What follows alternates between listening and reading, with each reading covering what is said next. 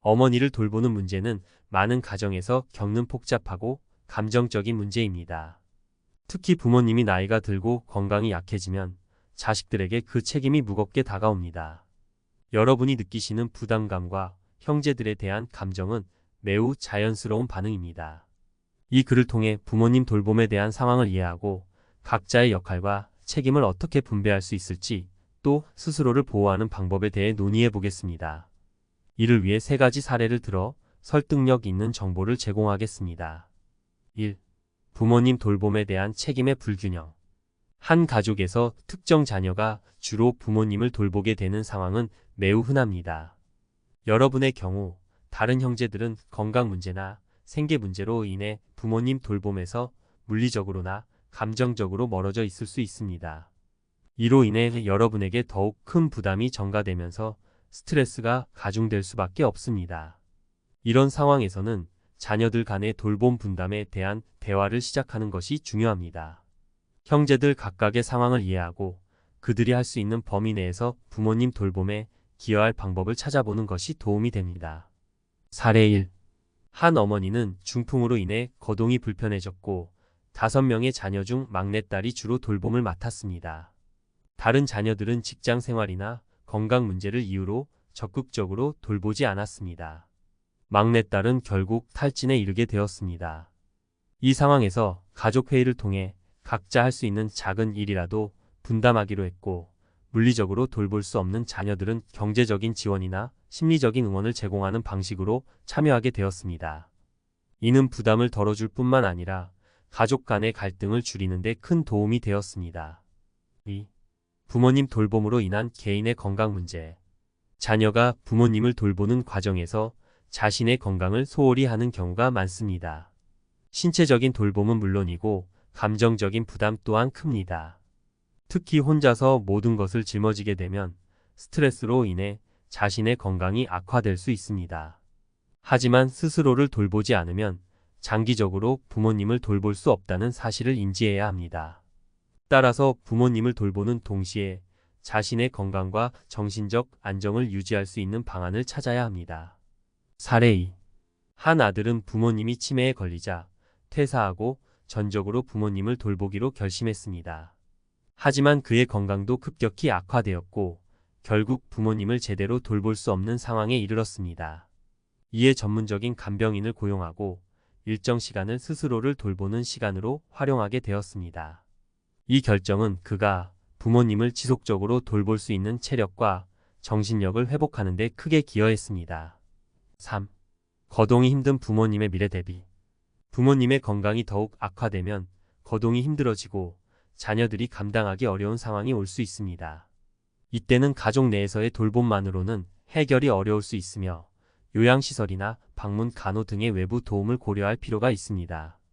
이런 결정을 미리 준비하고 가족들과 논의하는 것이 매우 중요합니다. 사례 3. 한 어머니는 노안으로 인해 점차 움직이기 어려워졌고 자녀들이 모두 멀리 떨어져 살아 돌보기가 어려웠습니다. 자녀들은 처음에 모두 어머니를 집에서 돌보려고 했지만 현실적으로 불가능하다는 것을 깨닫고 요양시설을 알아보기 시작했습니다. 어머니는 처음에는 거부했지만 자녀들의 설득 끝에 시설을 방문해보고 마음을 바꾸게 되었습니다. 이는 가족 모두에게 부담을 줄이고 어머니의 건강과 안전도 보장할 수 있는 결정이었습니다. 결론. 부모님을 돌보는 일은 한 사람만의 책임이 되어서는 안 됩니다. 가족 내에서의 역할 분담을 통해 부담을 나누고 외부의 도움도 필요할 때는 적극적으로 고려해야 합니다. 또한 자신의 건강을 소홀히 하지 말고 스스로를 돌볼 수 있는 여유를 확보해야 합니다. 부모님을 돌보는 과정에서 겪는 감정과 스트레스는 시간이 지날수록 더 복잡해질 수 있습니다. 돌봄에 대한 부담이 커질수록 가족 간의 갈등이나 불만도 커질 가능성이 높습니다.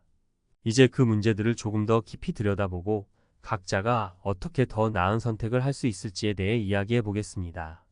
4. 형제들 간의 불만과 화해. 부모님 돌봄 문제로 인한 형제 간의 갈등은 매우 흔한 일입니다. 한 사람이 대부분의 책임을 짊어지게 되면 당연히 다른 형제들에게 불만을 가지게 됩니다. 하지만 이 불만을 해결하지 않고 쌓아두면 결국 더 큰 갈등으로 번질 수 있습니다. 형제들 간의 솔직한 대화를 나누고 각자의 상황을 이해하며 현실적인 기대를 세우는 것이 중요합니다. 누구도 힘들지 않으면서 부모님을 돌보는 방법은 없지만 갈등을 피하고 협력할 방법은 항상 존재합니다. 사례 4. 세 자매는 부모님 돌봄을 두고 갈등을 겪었습니다. 큰 언니는 부모님과 가까운 곳에 살았고 나머지 두 자매는 거리가 멀었습니다. 큰 언니는 자신의 돌봄 역할이 당연시되고 있다고 느끼며 화가 쌓였고 다른 자매들은 그 화를 이해하지 못했습니다. 결국 큰 언니는 두 자매에게 모든 부담을 떠넘기겠다고 선언했고 갈등이 심화되었습니다. 하지만 이들이 가족 상담을 통해 각자의 감정과 상황을 솔직하게 털어놓은 후 돌봄을 경제적으로 나누고 심리적 지원을 강화하기로 합의하게 되었습니다. 5.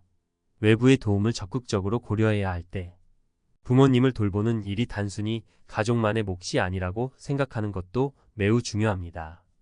때로는 외부에서 제공하는 도움이 가족 전체의 부담을 덜어줄 수 있습니다.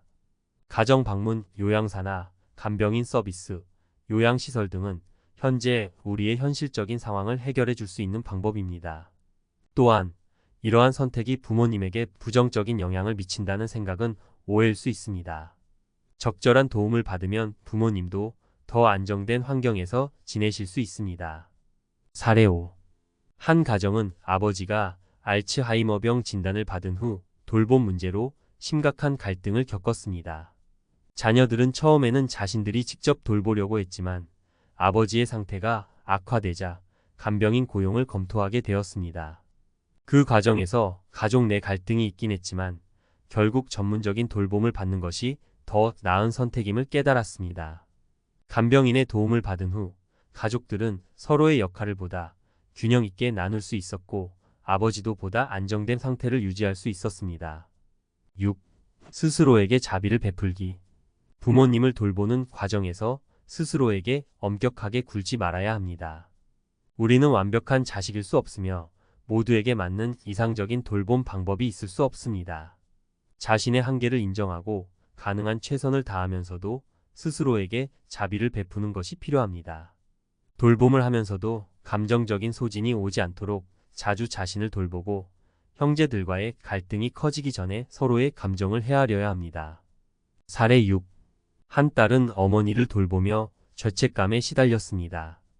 일이 바빠 돌보는 시간이 부족하다는 이유로 스스로를 비난했지만 동시에 돌봄으로 인해 자신의 건강이 악화되는 것을 느꼈습니다. 결국 그녀는 형제들에게 솔직히 자신의 상황을 이야기하고 도움을 요청했습니다. 형제들은 그동안 그녀의 고충을 충분히 이해하지 못하고 있었지만 이후에는 서로 더 많은 지원을 나누기로 합의하게 되었습니다. 이 과정에서 그녀는 스스로에게 지나치게 엄격했던 것을 깨닫고 자신의 한계를 받아들이는 법을 배우게 되었습니다. 결론: 공감과 나눔의 중요성. 부모님을 돌보는 문제는 결코 혼자 해결할 수 있는 일이 아닙니다. 모든 가족 구성원이 각자의 역할을 조금씩 나누고 서로를 이해하는 것이 가장 중요합니다. 자녀들 간의 감정적 충돌은 자연스러운 것이며 이를 피하려 하지 않고 공감과 대화를 통해 풀어나가야 합니다. 또한 스스로의 건강과 행복을 지키는 것이 장기적으로 부모님을 돌보는 가장 좋은 방법임을 잊지 말아야 합니다.